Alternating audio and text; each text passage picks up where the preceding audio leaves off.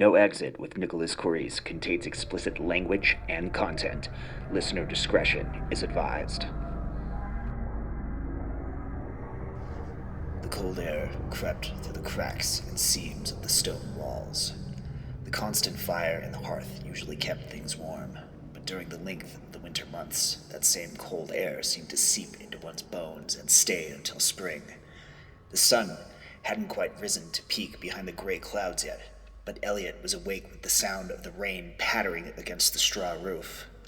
His body shivered and his teeth chattered while he slunk out of bed to add more wood to the fire. A shadow stretched across the wall as Martha, his wife, sleepily stood from the bed and dressed in her heavy winter gown.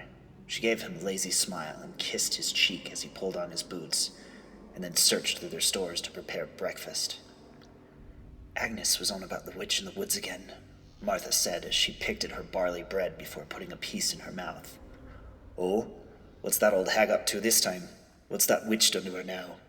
Elliot chuckled, already anticipating another ludicrous story. She's frightened, Elliot. She saw shadows around the well, and a certain figure with a black cloak was in the trees. Since that day, she's had particular aches, and she says she feels brittle. She's old as dirt. Of course she's brittle. Martha looked down at the last piece of bread in her hand. I'm not quite sure, Elliot. Something seems off lately. Oh, hell, not you too now. He all but rolled his eyes at her leery comment. The chill in the air is different, she continued. Something along the trees seems off. I hear whispers from the townsfolk of strange things happening, livestock dying, children falling ill, animals torn to shreds in the woods. Those things happen all the time, love. He reached across the table and patted the back of her hand as a gesture of comfort. It's winter. Livestock starve and children get ill from the cold. There are wolves in those woods, so half-eaten animals aren't unheard of. Don't listen to the stories the old women pass around because they've got nothing better to do. She gave a small nod of compliance, and they finished up their breakfast. Preparing for their daily chores, they bundled up in their heavy wool cloaks and let the slight chill inside the stone walls for the biting cold outside. Elliot stood at the tree line, scanning the clustered, dead vegetation with his eyes. Firewood was his first task for today, though no doubt the dampness in the air would make that difficult. He would never admit it out loud, but when his wife spoke of Agnes's stories, it always gave him an eerie feeling. Rumors amongst the townspeople always had the occasional whispers of witches intertwined with the normal town gossip. Although he normally paid it no mind, his wife was right. Things had felt odd lately. He had heard the butcher describe a cow that was found dead on his land. Its eyes were missing and coagulated blood gathered along the edges of long slashes in its flesh. Though the residue of old blood was there along the wounds, there was no blood anywhere else. Even stranger, the deep gashes seemed organized in some way. Not quite a letter or image, but the layout seemed somehow intentional. The pale skin and frightened eyes of the butcher as he told this story flashed in his mind. He shut his eyes tight and shook the thought from his head. Just animals, he muttered to himself before trudging into the woods. He didn't get far before coming to a dead tree, a needed addition to his woodpile for the approaching snow. He raised his axe and swung hard. The hollow echo of the iron against the dead wood rang in his ears, and the handle vibrated in his palms with each hit. The faint sounds of the crunch of leaves and the silence between the thud of the axe registered to him. He stopped mid-swing and turned around in an instant, axe held high and ready to swing. Agnes, you damned old hag! Don't you know better than to sneak up on people? He let out a relieved sigh and lowered his axe upon seeing the old, frail woman wrapped in her thick cloak approaching him from a fair distance away. She didn't speak. She didn't look up from the damp ground as she walked. Oi, you hear me, old woman? He shouted to her. He cautiously put down his axe and started to walk towards her. The crunch of the leaves between her slow, shuffled steps got louder until they both stopped just close enough to make out each other's face a little bit more clearly, though Agnes still had her head lowered and her hood up. Agnes, he said. That eerie feeling crept over him again, and his voice nearly faltered. She slowly lifted her chin in response, and her eyes met his. Her dark eyes contrasted her pale skin and were nearly the same color as the shadows cast under her hollow cheekbones and sunken eyes. "I did it," she spoke in her soft, raspy voice. The proclamation came out as a sob. "He lives." "What? Who?" Elliot said, taking a cautious step forward towards her. "My grandson. He lives. He's been with a fever all this time, and now it's gone." The happy news didn't seem to match her pink-rimmed eyes and sallow-looking state. "Well, that's wonderful news," he answered, wondering why she had wandered into the woods alone. "I figured out what she wants." "Who?" "The witch," she nearly whispered, almost afraid to say it out loud. "There's no witch, Agnes. Come on, then. Let's get you back home." He reached for her elbow to help guide her back, but she jerked her cloak and covered her body quickly. "There is," she cried, "and I've paid her price for my grandson's life." His brow furrowed, and he stared at her in confusion. "Look," she said, as she pushed her arms out from the cloak. She faced him and held out a satchel. He cautiously took it from her, untied the leather straps, and peered inside. He jumped back with a gasp, the satchel falling from his hand, spilling the contents amongst the dead leaves. What is this?" he said as he backed away. A smile crept over her face. Her lips stretched wide with amusement, and her pale pink toothless gums were on display and full of dark, gaping holes rimmed with blood where her teeth once were. "The curse can be undone with payment." She knelt as she sorted through the leaves and dirt to collect the teeth that spilled from the satchel. Far too many for one mouth. Whose teeth are those?" Elliot trembled. "Mine, my husband, my children, my grandchildren." You took them?" "I collected them. Look around, Elliot. It's happening everywhere. There's a curse upon us all. Soon your teeth will wiggle and bleed just like ours did until you pluck them from your gums. She's demanding them, and if you don't do as she commands, more of us will die. Our children will die. All of our livestock will be consumed. Things are just lurking beyond our sweet little town, waiting to feast on more than just our cows and pigs, Elliot." He found himself again at the dead tree with his hand wrapped around the handle of his axe. He backed away as she still collected the teeth scattered on the ground.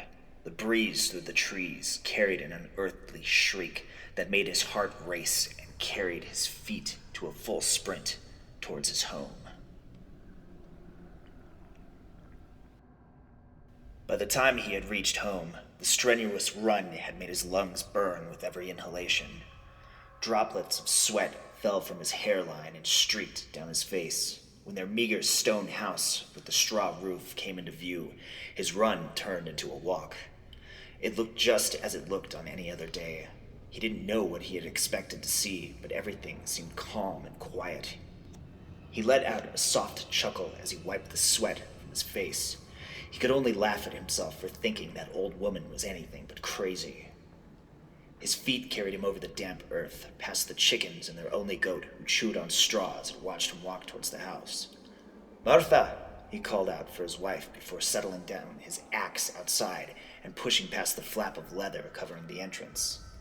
He saw her there inside, sitting on their lumpy, straw-filled bed with her back turned to him. The light from the entrance highlighted her figure for a moment as he came in and then tucked her back into the dim shadows where the leather flap fell back into place. "That old hag is completely insane. You'll never guess what just happened." He was eager to tell his wife of the unbelievable incident that had just happened and continued his story as he hung his cloak and pulled off his damp boots. "She came to me while I was chopping wood. I hadn't seen the old hag before she got close enough to scare the devil out of me." He sat near the fire to warm his hands. "She came on babbling about a witch and her grandson being sick. Something about giving her teeth as payment. Her family's teeth, too. She had a purse full of teeth." He looked toward his wife as he rubbed his hands together in front of the fire. Her back was still turned to him, and she didn't make a sound. "Did you hear me? I don't want to be talking to her anymore. She's getting crazier by the day." She still didn't answer. "Martha." He looked and walked towards her. "You all right, love?" He reached out and put his hand on her shoulder. He could feel her body flinch at his touch. Her head slowly turned up and looked at him. "Elliot." Her eyes were puffy and pink. A tinge of dark red lined the inner part of her lips. "What's happening to me?" She let out a sob as she held her cupped hands up to him. Teeth. Her hands held teeth covered in vibrant red. Her lips parted as she sobbed, and it revealed her bloody, toothless mouth. Her face looked gaunt from her now hollowed cheeks. "Can't be," he said, shaking his head. "It must be. Look at me," she cried. "What will happen to me, Elliot? Is this how the curse begins? I don't want to die." Fresh tears pooled and glistened at the rims of her eyes as she looked up at him with an expression of terror and despair. He clamped his mouth and clenched his jaw. "You won't die." He kissed her on the forehead before walking out and picking up his axe. He stood among the trees where he had been earlier. The uneasy feeling he had before had twisted into one of panic and desperation. He had no idea where he was going. He wasn't even certain of what he was searching for. He was hoping the old woman was still picking up the teeth that had scattered on the ground so he could follow her to where she had been taking them, even if he still couldn't convince himself that where she was going was even a real place. It didn't matter what he knew or couldn't understand at this point. His need for answers was far less important than his need to do something before things got worse. For Martha, for himself, and maybe for the whole town. Agnes was nowhere. He spent hours searching the area where he had last seen her, and his voice felt strained from calling out to her. The sun was setting by now, and the little light that had shone through the dark clouds was fading. The misty gray of the forest was slowly turning into a cold black, and his arms grew tired from switching hands to carry the weighty axe. The dampness from the earth began to soak through his boots, and his toes felt like ice, but still he carried himself further into the woods. With his vision dulled by the night sky, his ears worked harder, but by that time it was too late to notice that the sound of the gentle flow of the creek was no longer close. In fact, he couldn't hear it at all. Damn it! His hot breath was visible in the cold as he shouted. He was lost. He squinted his eyes and scanned the trees as best he could, hoping to make out anything familiar. Just then, a shadow blacker than the woods were dark burst across his field of vision and disappeared just as quickly. His head swiveled back and forth, and his heart felt as if it would beat out of his chest while he looked for whatever the shadow could have belonged to. And then he was on the ground. Even though his toes felt frozen, he could feel the biting ache from where his foot met whatever thing he had tripped over. He could also feel the warm blood trickle down his forehead from the lump he took to the skull. He groaned and held his palm against his head, hoping the injury wasn't too bad. The cold ground seemed to have sucked out whatever warmth he had left in him, so his teeth chattered and his body started to shake. The odd crunching sound that came when his teeth clicked together made his worry turn from the wound on his head to the one in his mouth. He carefully nudged a tooth with his tongue and felt it wiggle. Oh no. His hands came to his open mouth, and his thumb and index finger lightly grasped around the one of his front teeth. With the most gentle tug, the tooth was now in the palm of his hand, his mouth pooling with blood and trickling out the side of his mouth where it had come from. His head spun. It was either from hitting his head or the tooth in his hand. He didn't know. His vision went black and his body went limp before he could even begin to guess what was to happen next.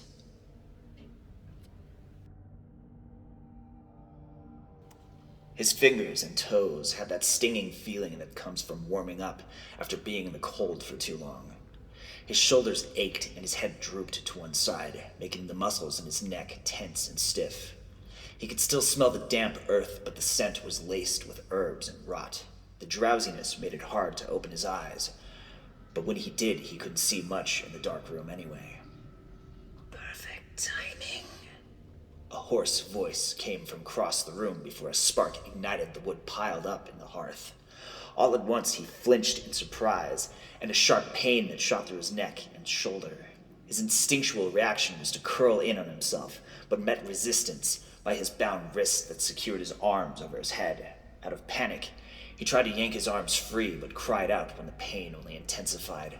"What is this? Who are you?" he demanded from the silhouette next to the fire. The growing flames started to illuminate the one-room shanty. It was cramped and musty smelling. Plants were hung from beams across the room to dry. Countless bottles and jars lined a dilapidated shelf across one wall, and a stockpile of wood towered on another, with a small mound of cloth tucked into a corner which looked to be a bed. The silhouette had become more clear now. Thin arms reached out of the sleeves of a tattered and dirty gauze gown to throw more wood onto the flames.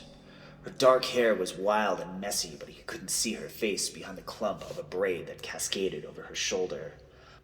Long fingers bunched and tied a bundle of plants, and she hummed a raspy melody while she worked. "Are you the witch?"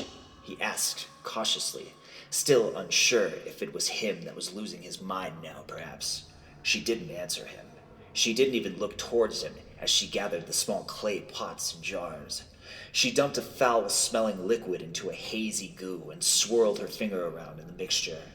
She painted lines with the concoction down her cheeks and around her eyes. Shapes and swirls formed along her neck and across her collarbone as she drew them on with her finger.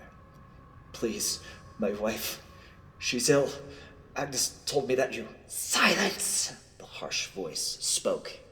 It wasn't a shout or even very loud, but something about the empty, hollow sound made him snap his mouth shut.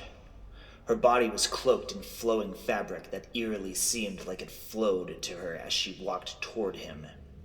She could smell her before he could see her face clearly. He recalled a time when he had heard wolves howling in the woods not far from home. The howls turned to yelps and painful cries. Many days later, while he was in the woods, he came across a deer that looked to have been their prey. Its throat was shredded, and the innards spilled out from its abdomen. He didn't know what happened to the wolves, but something must have chased them off and left the deer. Flies clung to the scent of its long-dead flesh. The meat was blackened and maggots burrowed in through its matted fur, into its skin. The smell emanating from the woman in front of him was exactly the same. His eyes watered, and he tried to hold his breath to keep from gagging. They were face to face now, and he froze when their eyes met. Behind the dark smudges, her skin was a youthful and smooth, deep caramel, but her eyes were a vibrant gold. Her full lips spread into a brilliant smile as her fingers caressed his neck and across his lips. She pushed her fingers into his mouth and plucked out one of his teeth as easily as if she were plucking a flower from the ground. The brilliant smile was now a wicked grin as she examined the tooth in her delicate hand. He gasped and choked on the dense air, and the blood started to fill his mouth. "Yes, this will do fine, I suppose." The voice of a woman that had lived many years came from the girl with the face of an innocent youth. The shocking strength of her fingers cupped his jaw and pulled his mouth open. He screamed in terror as she plucked another tooth from his gums, then another and another, until only a few teeth remained in his mouth. "Why are you doing this?"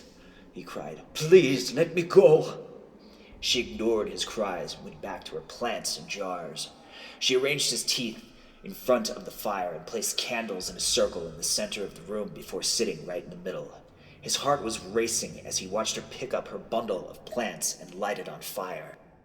She placed it in a bowl in front of her, and white smoke started to swirl around her and fill the room. She hummed a familiar faint melody once again. The air changed and felt heavy, while her voice got louder.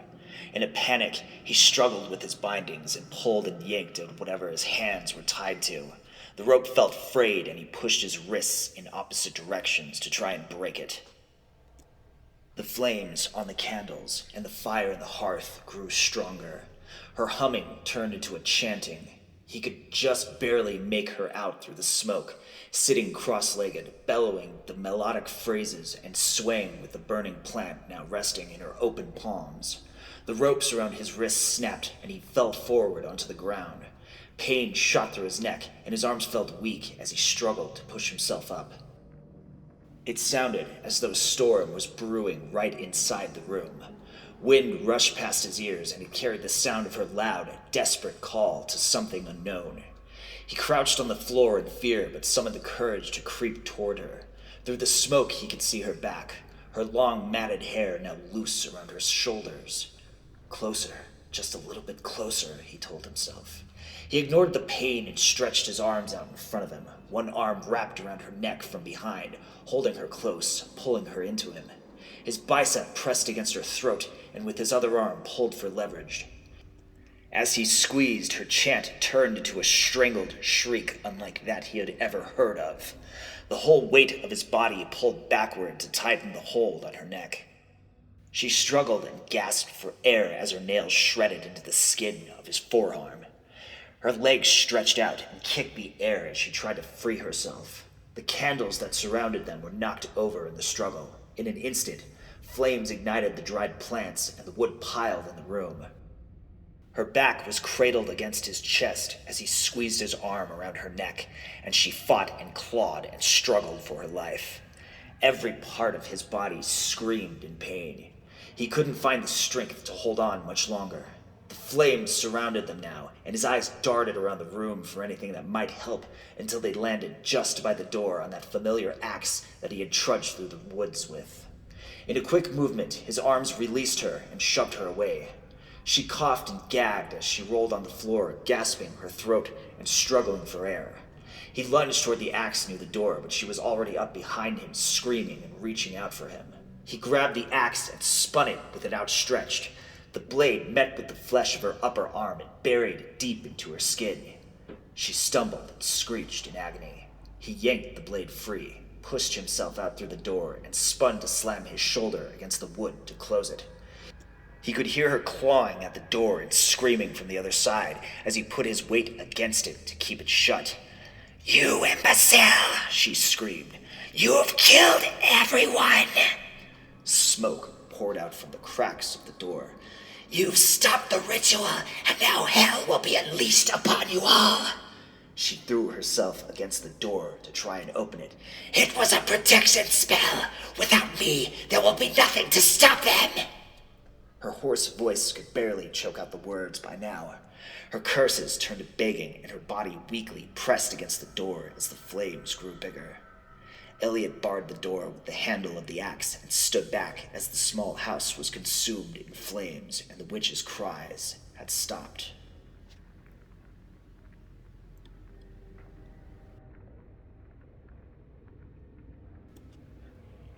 His body felt heavy with exhaustion, but he trudged along the path towards home. The pitch-black night was turning into the dull gray of dawn, but he was eager to make it home to his wife, to see her safe and sound. There was no more curse. She wouldn't have to offer payment to a witch to get better. They were going to be okay. His house came into view, and the same quiet calm from before had blanketed everything around him. The chickens weren't out. The goat that always watched him come back home wasn't there as well. His heart sank with a little worry when he stood in front of the house and didn't hear Martha inside. A shadow stretched across the wall as he pushed the leather flap aside. The dim sunlight of the morning crept inside to illuminate the complete horror in front of him. Martha lay back on the bed with her eyes open wide and rolled into the back of her head. He didn't make a sound, but a faint, wet crunch filled the small space. A black, hunched figure with long spikes down its back towered over Martha's body. Its claws were dug into her abdomen, stretching and spreading open the skin of her stomach, while the thing's narrow snout was buried in the intestines that spilled out. Elliot's hand shook, and he quickly closed the leather flap. Without a sound, he turned to run, but as he did, a dark figure flashed through his field of vision, and he was knocked on his back. He screamed when he felt the claws dig into his shoulder and pin him down. His voice was abruptly cut off when its teeth chomped at his throat. He felt the claws rake down his chest and puncture his stomach and rip off his skin that came after. He couldn't tell if the blackness of the figure on top of him covered his sight or if his vision was fading. He could still hear, though. He could hear the thing's teeth rip through his innards.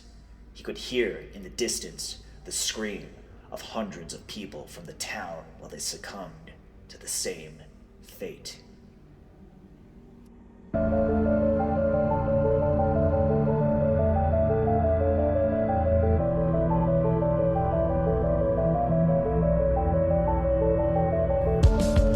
You have been listening to Pluck Them From Your Gums.